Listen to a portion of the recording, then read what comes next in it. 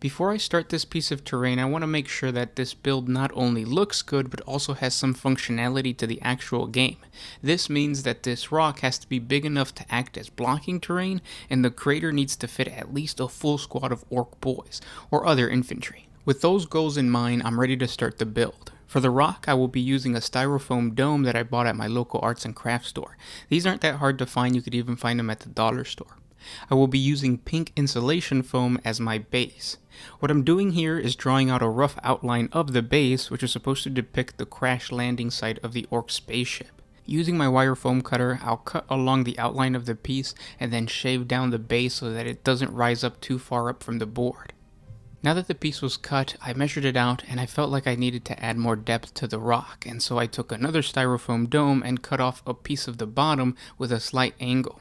I then attached it to the other piece of the dome to make it look like it was rising. Now this part wasn't really necessary later on, but I felt like it would make the rock look more circular. To smooth out the edges of the pink foam base, I hot glued aluminum foil onto the sides of the base and then formed a slope around the border. It should look like this.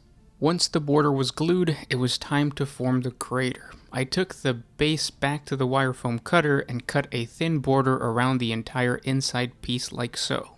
I then took the inside cut and shaved it down and then attached it back to the actual base, giving this raised border around the crash landing site.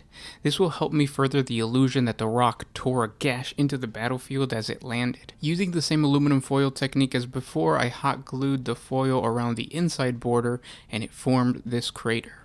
Once the crater was done, I went ahead and I hot glued the rock into its spot. Now it's time to make the rock look more rocky. To do this, I first needed to create some rock casts using a rock mold and some plaster of Paris. This you could also find in your local arts and crafts store. The mold and the plaster is usually found inside of those scenic volcano kits. That's where I got this from. Once the rock casts were dried, I hot glued them onto the styrofoam dome to give it that rocky shape.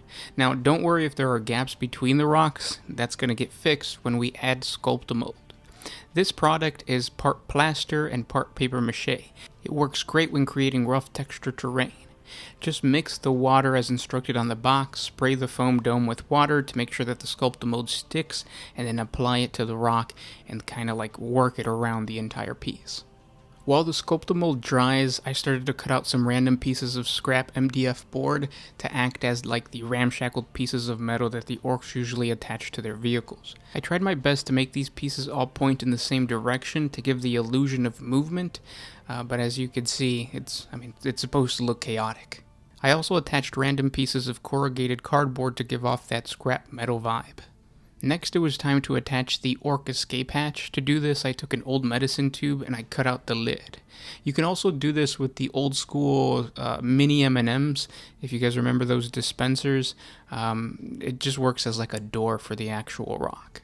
In order to get this piece securely onto the rock, however, I had to cut into the foam and glue the lid like so. For the rockets, I used the same medicine cylinder that I got the hatch from, and I cut it into 3 roughly equal lengths. I then attached wing-like extensions to the end of the rocket and got creative with the inside bits. For some, I used an empty pelon mini candy dispenser. If you're Mexican, you're going to know what I'm talking about. If not, just get creative. I also used a lid of a super glue container to act as kind of like the rocket. I also added random bits of wire from my broken headphones and some orc bits I had laying around. I then glued some sand around the edge of the crater and inside. Once all of that was dried, it was time to apply Mod Podge and black paint mixture onto the entire piece. This is to protect the pink foam and the styrofoam from the spray painting step because the aerosol usually eats away at the foam, so this mixture protects it. When it came to spray painting, I tried my best to only get the rock with a gray primer, but whatever I didn't get, I just went over with some black acrylic paint. This means the crater and everything that's supposed to be metal on the rock gets painted black. The rock then gets a layer of contrast paint. The color doesn't really matter, it's completely up to you. If you want a brown rock, you can paint it with brown, or if you want a purple rock, you can do that too. I don't even think the orcs would care.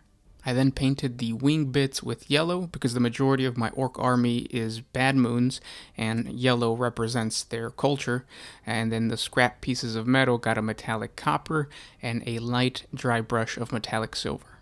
Then using a tore up foam brush, I dabbed on brown rust effects on the yellow parts and then hit it with a sepia wash. And finally, the crater gets a simple dry brush of tan to match my board, and there you have it, a crash-landed orc rock.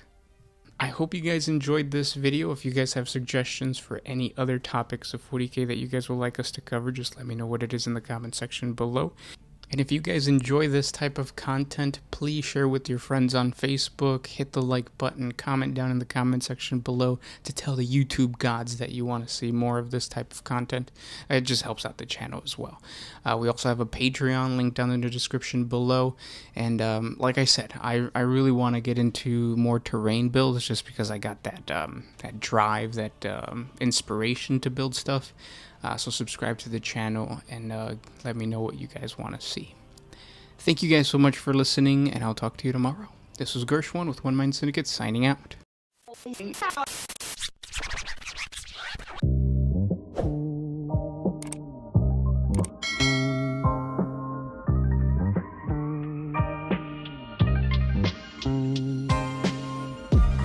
what if you could put my freedom